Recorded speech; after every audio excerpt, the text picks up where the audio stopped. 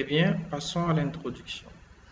Les automates programmables industriels, encore abrégés API, sont apparus dans les années 1968.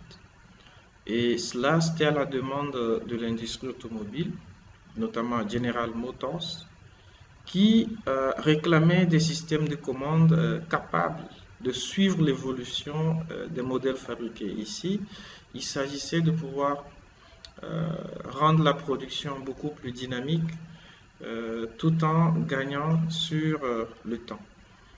Et donc, ces automates ont subi une certaine évolution et dans les années 80, les automates existaient avec de plus en plus d'entrées-sorties.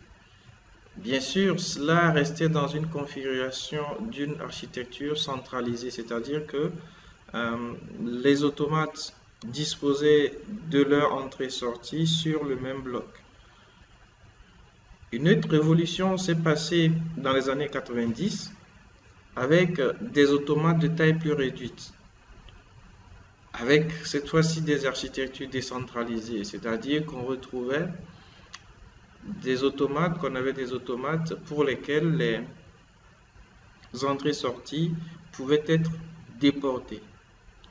Aujourd'hui, on est carrément à un autre niveau de développement où les automates intègrent davantage les ports de communication, donc pouvant dialoguer avec un automate ou plusieurs automates ou carrément avec un autre équipement. Par définition, un automate, c'est Programmable Logic Controller en anglais. En français, c'est automate programmable industriel. En fait, un automate programmable industriel est un appareil électronique programmable destiné à piloter en ambiance industrielle et en temps réel des procédés industriels. Qu'est-ce qu'on entend par ambiance industrielle? L'ambiance industrielle, c'est tout simplement des températures élevées, des vibrations, de la poussière et tout ce qui peut avoir ou qui peut exister en industrie, tels que des jets d'eau également. Et les automates sont conçus et sont assez robustes pour supporter de telles ambiances. Eh bien, un automate réalise les fonctions logiques combinatoires que vous connaissez classiquement avec les circuits logiques. Un automate réalise également le séquencement, la temporisation. Les automates programmables vont plus loin que ça, ils font le comptage et le décomptage. Avec les automates programmables industriels, on peut réaliser des fonctions de calcul numérique et voire réaliser des asservissements et de la régulation.